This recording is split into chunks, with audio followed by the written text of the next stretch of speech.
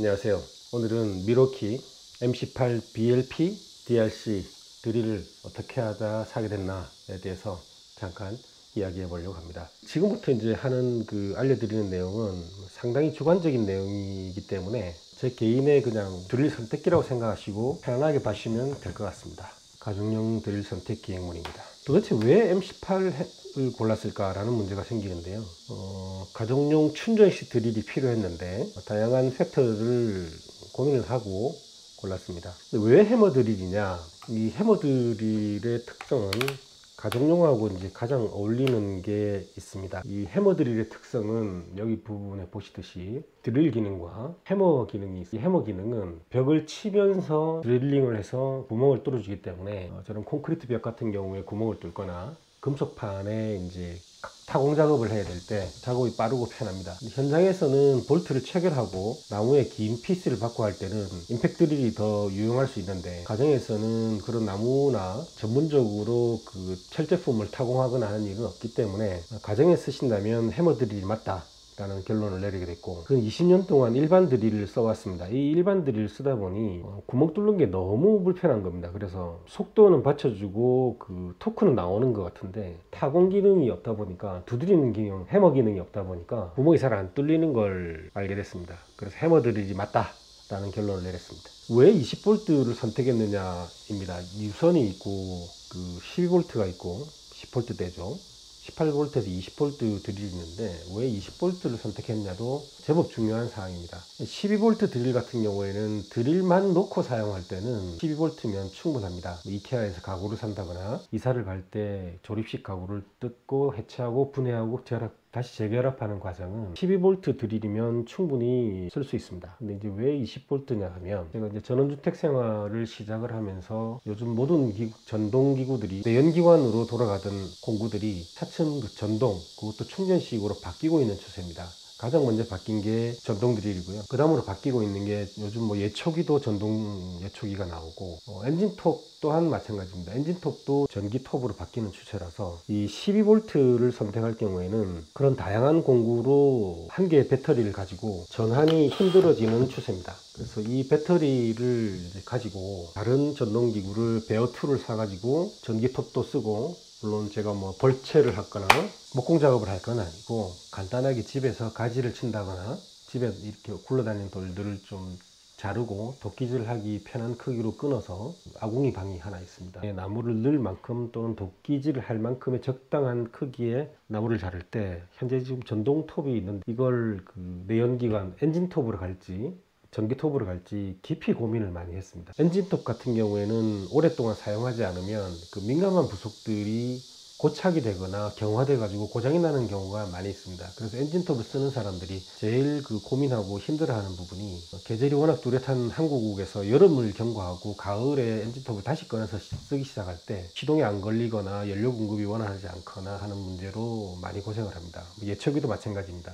예초기하고 당연히 풀이 날 때만 쓰기 때문에 한 5월 이후부터 한 10월 초순까지만 쓰는 게 예초기다 보니, 이 엔진으로 구동시키는 이 장비들은 전문적으로 쓰는 분들은 당연히 기름을 이용한 엔진으로 쓰시는 게 맞는데, 저희처럼 전원생활 하거나 가끔 가을에 벌초만 하는 이런 사람들한테는 엔진으로 돌아가는 구조물들, 엔진으로 돌아가는 기계들이 너무 안 써서 문제가 되는 경우가 많거든요. 전동으로 가는 추세고 자동차도 이제 전기자동차가 추세고 해서 충전식으로 하면서 드릴, 예초기, 엔진톱 등등등을 가는 과정에서 첫 번째 스텝으로 20V를 선택을 했습니다. 확장성 면을 놓고 보면 블로어, 아까 말씀 안 드렸습니다만 잔디를 깎고 낙엽을 치우고 눈이 올 때 그걸 날려버리는 블로어도, 엔진 블로어도 써보진 않았습니다만 아마도 2행정 또는 4행정 엔진 오일을 가지고 사용하는 엔진톱 블로어들도 쓰지 않는 계절에는 너무 오래 안 써서 문제가 돼서 전동으로 흘러가는 추세인 것 같습니다. 그래서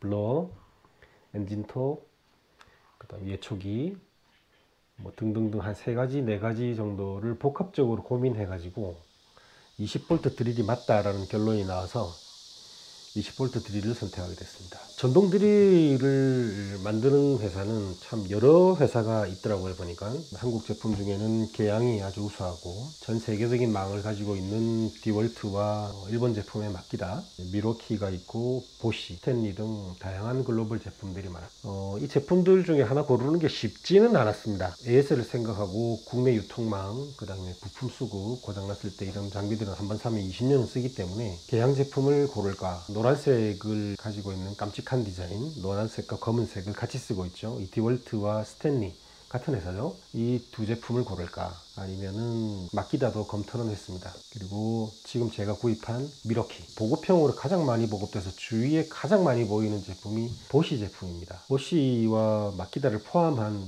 크게 카테고리를 놓고 보면 한 6개 정도 제품 중에 하나를 골라야 되겠다고 생각을 했습니다. 한 15만 원 정도 투자를 해서 괜찮은 상품을 사야 되겠다, 괜찮은 제품을 골라야 되겠다라는 생각이 들어서 이 6개 제품 중에 하나를 고르는 걸로 고민을 했습니다. 미러키 M18인데 이게 어디가 그렇게 예쁜지는 잘 모르겠지만 저는 개인적으로 말씀드리면 처음부터 이렇게 눈에 딱 들어왔습니다. 미러키 이 제품은 정말 짧습니다. 네임펜 있죠? 이 네임펜의 길이와 비교를 해봐도 여기 척 부분의 일부를 제외하면 이 정도 크기밖에 되지 않는 아주 짧은 제품이고, 배터리가 이제 1mm가 있고 5A가 있고 하지만 무게도 상당히 가볍습니다. 이 짧고 컴팩트한 이 사이즈에 반했고, 과도하게 붉지도 않고 과도하게 검정색에 가깝지도 않고 적당한 컬러의 신뢰도를 주는 이 미러키 제품을 선택하게 된 거죠. 어디가 이쁜지는 저도 잘 모르겠습니다. 근데 좀 끌리는 색깔이긴 합니다. 야구 롯데 자이언트를 좋아해서 그런지 모르겠습니다만 하여튼 색깔이 마음에 들었습니다. 디자인이. 미러키 M18 라인업은 그 일반인용과 전문가용으로 나누어지는 한 두 가지 라인업이 있는데 BLP, DRC를 선택을 했습니다. 검토를 한 회사 중에 이제 홈페이지를 보면 계양이 있고, 계양에서는 DM18BLW 충전 해머 드릴 베어툴 129,800원이었습니다. 이 모델을 검토를 했고, 이 모델을 이제 고른 것은 쿠팡에서 어떤 제품이 좋을까 라고 이제 고민하면서 검색을 했고, 비용과 사이즈 등등을 현장에 가보지도 않았습니다. 손을 집어보지는 못했지만 대부분 비슷한 그립감이나 고원절이라고 생각을 했습니다. 두 번째는 이제 디월트죠. 전동 공구라고 하면 무시할 수 없는 게 디월트인데, 디월트는 보시다시피 이 전기톱, 전기 블러, 다양한 배터리 라인업, 전기 예초기, 디월트 제품 중에는 DCD708N을 검토했습니다. 가격도 112,900원, 역시 10만원대를 살짝 넘어가는 구조였습니다. 그 다음이 마키다인데, 마키다도 다양한 농기계, 목공구, 블로어를 포함한 드릴, 임팩 드릴, 예초기, 절단기 등등 다양한 라인업을 자랑하는 회사입니다. 마키다 제품은 검토한 대상으로는 DHP482Z였습니다. 가격은 101,250원이었고요. 디자인이 참 예쁘죠? 초록색을 가지고 있습니다. 다음 제품이 미러키인데요. 미러키는 제가 구입한 M18 BLP DRC 베어툴이 128,410원으로 상대적으로 가격이 조금 비쌌습니다. 물론 이제 케이스를 같이 주긴 하는데 만원 내외의 차이라서 큰 의미는 없다고 봤습니다. 하지만 냉정하게 비교를 할 때 금액이 1, 2만원 차이 나는 부분도 무시할 수 없는 상황입니다. 왜냐하면 20V대의 가정용 전동 드릴을 이 10만원대의 최저 가격을 감안하면 28,000이면 무려 28%가 비싼 거기 때문에 무시할 수 없는 가격대이기는 합니다. 다음이 보시죠.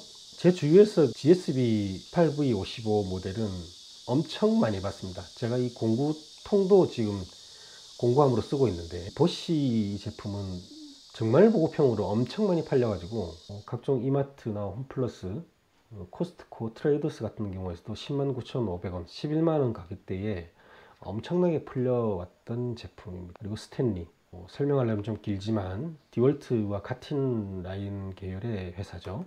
여전히 검은색과 노란색의 복합된 디자인이 깔끔하고 깜찍함을 주는 제품인데, SBD721K, SBD721K 뉴 20V 블러시리스 해머딜 베어툴이죠. 114,000원입니다. 이렇게 몇 가지를 놓고 이제 검토를 시작했고요. 검토하는 단계에서 이제 몇 가지를 고민을 했습니다.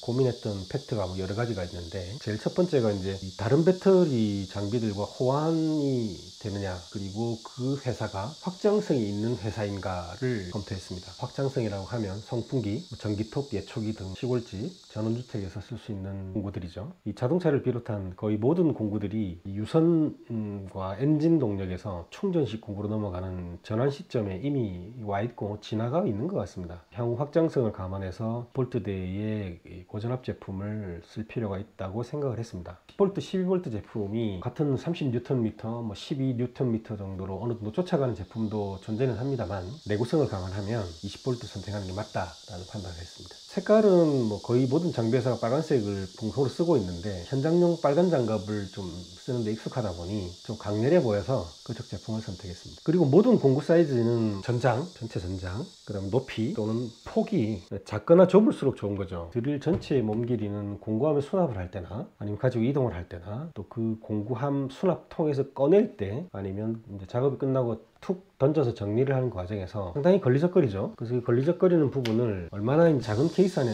얼마나 빨리 들어가느냐도 관건인 것 같아요. 던져놨을 때 자기가 가지고 있는 가장 작은 케이스에 들어가야 한다, 이게 핵심인 것 같아요. 또 작업 공간이 협소하거나 의자에 올라선 상태에서 작업을 해야 되거나 할 때 이 길이가 얼마나 짧아지느냐는 굉장히 큰 이슈인 것 같습니다. 그 상태에서 각이 나와야 되는데, 이게 길면은 이렇게 밀려서 뚫어야 되는 경우도 생기기 때문에 1cm라도 좁게 또는 짧게 만들려고 하는 게 전동 드릴을 만드는 회사의 숙명이 아닌가라는 생각을 해봅니다. 드릴 외부에 두세 개의 고정척을 관리할 수 있는 게 있었으면 좋겠다는 생각을 항상 했었습니다. 미로키 전동 드릴 사면 이렇게 작은 비트, 십자형 비트가 포함돼서 나옵니다.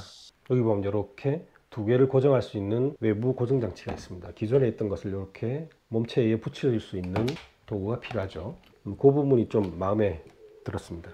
척의 최소 고정값은 사실 좀 무관한 것 같아요. 미니멈을 할 수 있는 요게 있는데, 뭐 2mm, 3mm 여러 가지가 있는데, 우리가 아주 좁은 것을 쓸 수 있는 일은 그렇게 많지는 않기 때문에 큰 의미는 없는 것 같습니다. 그리고 뒤틀림 방지 기능도 뭐 필요하지만, 기존 전문가들은 하루 종일 작업을 하고 위험한 고소해서 작업을 할 때 갑자기 이렇게 작업하다가 뒤틀리면 작업이 끊기는 이런 기능이 필요한데, 이 제품에는 그 기능은 없죠. 그래서 상위 등급의 기능을 쓸까 하다가 그냥 이 제품을 골랐습니다. 일반인들은 뭐 초고속으로 수십 개의 볼트 또는 비트를 체결하고 타공할 일이 없기 때문에 그냥 타일, 콘크리트를 잘 뚫고 가전제품과 전원주택 정비하는 데 좀 도움이 됐으면 하는 제품을 골랐습니다. 말씀드렸던 대로 중국산 제품은 결국은 사면 사는 만큼 그 돈만 버리기 때문에 당장은 한두 번은 잘 되겠죠. 여러 가지 샀었습니다만 결국은 마지막에는 결국 버리게 되더라고요. 검토 대상에서 뺐습니다. 블러시리스는 사실은 뭐 큰 의미가 없습니다. 이 전문가들은 1년 12달 365일 이 드릴 쓰기 때문에 안에 들어있는 브러쉬가 닳아가지고 교체를 해야 되는 경우는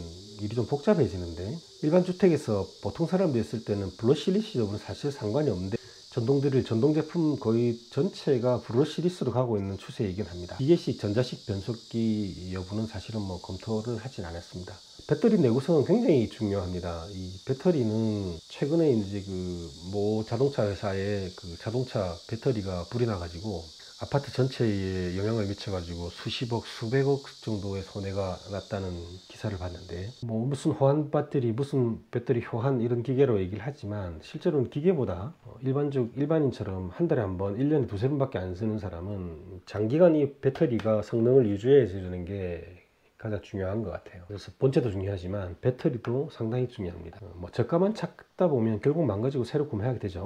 여기 보면 뭐 여기 조명 표시 등급이라든지 당겼을 때 이 전원을 주는 제품은 여러 제품은 못 해봤네요. 보쉬 거, 미로키 거, 스탠리 거, 디월트 걸 해봤는데, 트리거는 사실 뭐 더 부드럽고 단계별 작동도 잘 되더라고요. 내구성입니다. 현장 작업 특성상 일을 하다 보면 물론 이제 허리에 벨트 클립이 있긴 합니다만 불가피하게 한두 번씩 떨어뜨릴 경우가 생깁니다. 그럴 때 내구성도 잘 버텨줘야 됩니다. 물론 뭐 1, 2층 높이에서 떨어뜨리면 고장 안 날 게 있습니다만, 간단한 작업을 할 때 가볍게 떨어졌을 때 내구성을 좀 받쳐줘야 되겠다라는 생각을 했습니다. 향후 지속성과 영속성을 생각했습니다. 제품이 미로키나 보쉬나 스탠리나 디월트나 수백 년 된 회사, 앞으로 수백 년을 가고 했으면 좋겠다는 생각은 하지 않습니다. 제가 적어도 이 장비를 쓸 때 미니멈으로 생각하는 유효기간이 한 20년 정도라고 생각하기 때문에 20년 정도는 이 회사가 살아있어야 된다고 생각을 합니다.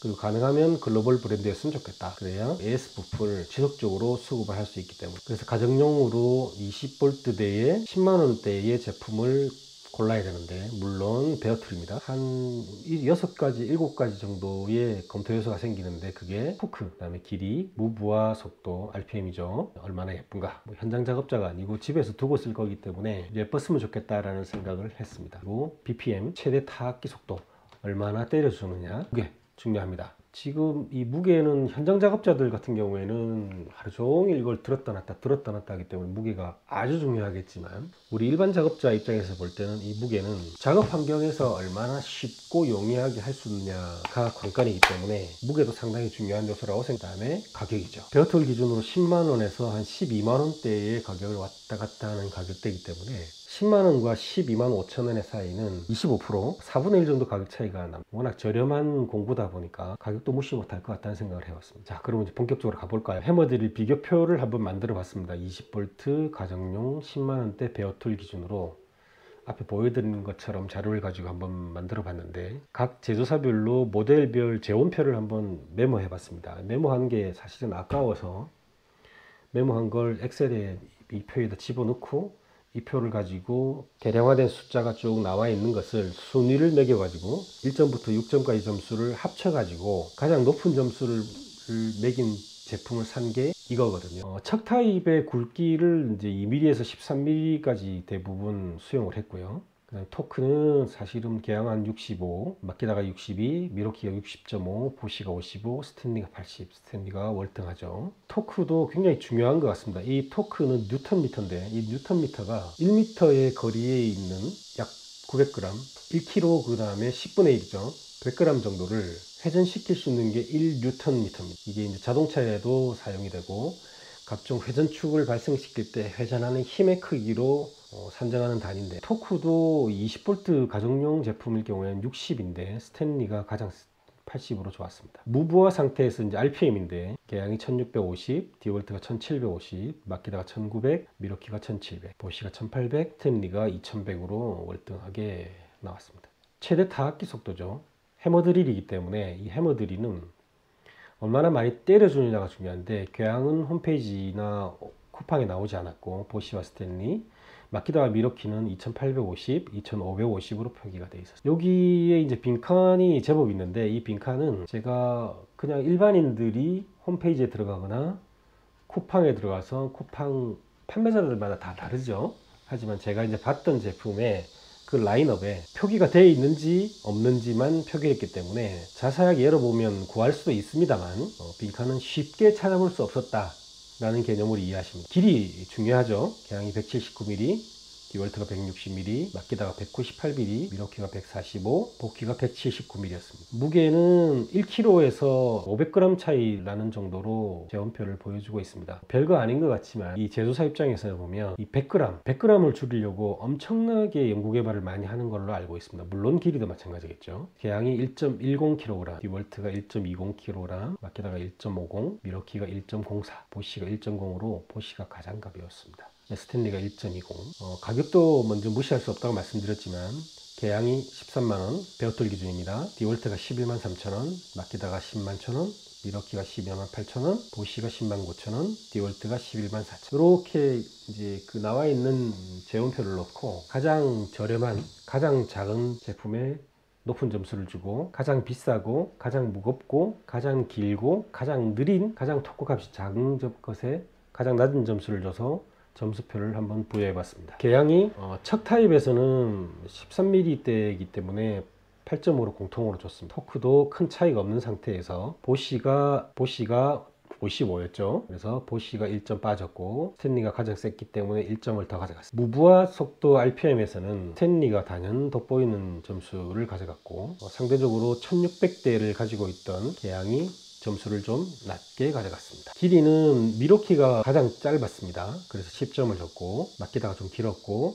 스탠리가 무브와 속도와 토크 면에서는 단연 앞서갔지만 길이가 좀 길었습니다. 이걸 지금 작성하고 있는 기준에서 길이가 가장 길고 짧음을 비교한 거지, 각사들이 지금 이 길이를 줄이려고 짧게 만들려고 연구개발을 엄청 하는 걸로 들었고, 최근에 신제품도 무수하게 많이 나오고 있기 때문에 이 길이는 그때그때 여러분들도 새로운 표를 한번 만들어 보시는 것도 방법입니다. 무게는 보쉬가 제일 가벼웠고 미로키, 계양, 순이었습니다. 가격을 보면 마키다가 가장 쌌고, 그 다음이 디월트와 보쉬였고, 상대적으로 미로키는 좀 비싸서 2점이 빠졌네요.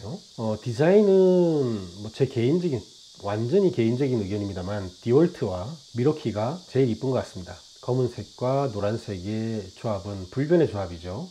그리고 빨간색과 흰색의 조합, 그리고 검은색을 바탕으로 하면 불변의 조합이 나오는데, 그 불변의 조합을 선택한 회사가 앞서갈 수밖에 없고, 레터링, 글자를 어떻게 처리할 것인가, 그리고 색 배정을 어떻게 할 것인가에 대한 부분, 램프를 어디다 둘 것인가, 이런 부분의 전체적인 역학을 따지기 전에 외양과 색상과 디자인만 놓고 보면 디월트와 미로키가 가장 우수한 게 아닌가라는 완전히 주관적인 점수를 줘봤습니다.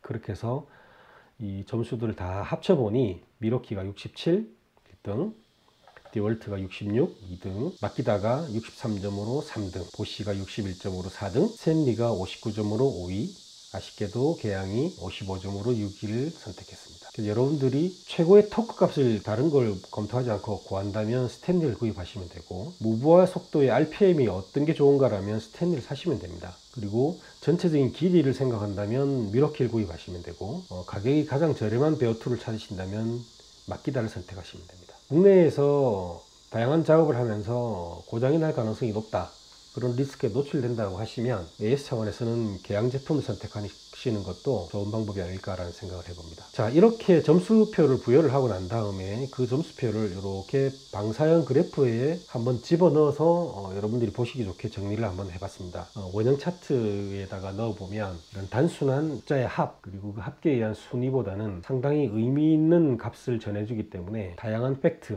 이 10개의 팩트를 놓고 어떤 걸 선택해야 될지 판단이 안 쓴다거나 길을 잃었을 때 이 방법을 쓰시면 쉽게 의사결정을 할 수 있으니 이 방법도 한번 들여다볼까요?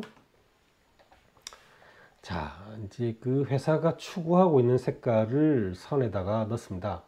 노란색, 빨간색, 초록색, 빨간색, 파란색, 다시 노란색으로 나누어지는 앞장에서 봤던 그 제품들의 선을 보면, 먼저 보쉬부터 볼까요? 보쉬가 가격 정책을 좀 낮게 하고 무게를 가볍게 해서 길이는 좀 길지만 무브와 속도도 경쟁력은 평균값을 가지면서 토크값이 좀 떨어지지만 가격과 무게로 승부하는 보급형의 대명사인 이유를 이 표에서 알 수 있습니다. 그래서 많은 가정에서, 많은 직장에서 보쉬가 많이 보이는 이유가 이 그래프에서 나오는 겁니다. 일반인들이, 보통 사람들이 아무 생각 없이 구매를 하는 것 같지만 실질적으로는 최소한의 검토값을 검토하고 제품을 결정하기 때문에 가장 많이 보급된 게 아닌가라는 생각을 해봅니다. 제가 미로키를 선택하게 된 배경도 이 표를 보시면 알 수 있습니다. 이 미로키는 점선으로 되어 있는데 디자인 점수에서 1등을 받았죠. 그리고 무게도 상당히 가볍습니다. 그리고 가격은 조금 가격이 높다 보니 점수를 좀 잃었죠. 경쟁력이 떨어진다는 표시죠. 그리고 토크 값이 어느 정도 상위 그룹에 있으면서 최대 타악기 속도가 중간 정도, 그리고 길이가 가장 짧았습니다. 이 제품을 선택하는 시점에서 가장 짧았다는 것이지, 지금은 이 제품에 상응하는, 이 제품보다 능가하는 제품이 나올 수도 있을 것 같아요. 그때는 이 값이 달라지겠죠. 적어도 미러키 M18 CBL2를 살 때만 해도 길이에서의 경쟁력, 타악기 속도의 경쟁력, 무게의 경쟁력, 디자인의 경쟁력, 토크의 경쟁력 값을 복합적으로 봤을 때 미러키를 선택했습니다. 시장에서 코스트코와 다양한 판매 유통망을 가지고 있는 디월트를 보면 노란색 점선이죠. 토크와 무브와 속도, 그 다음에 최대 타악기 속도, 길이, 가격, 골고루 강력한 경쟁력을 가지고 있습니다. 스탠리도 같은 계열이기 때문에 비슷한 경쟁력을 가지고 있죠. 자, 이렇게 표를 정리하고 난 다음에 합계 점수를 해보면 내가 왜 이것을 골랐나를 알 수 있습니다. 다시 가격이 변동되고 길이가 변동되고 기술 개발로 무게가 줄어들고 토크 뉴턴미터가 향상된다고 하더라도 현재의 그 과학기술이 정점에 와 있기 때문에 토크와 RPM, BPM, 길이, 무게는 거의 별 영향이 없을 정도로 다들 우수한 제품에서 만나게 되어 있습니다. 그러면 결국은 디자인과 가격이 핵심이 되지 않을까라는 생각을 해봅니다. 물론 이제 복합적으로 고민하셔야 되겠죠. 그래서 저는 미러키 M18 PBL2 BLP DRC를 골랐습니다. 여러분도 한번 고민하고 골라보시죠.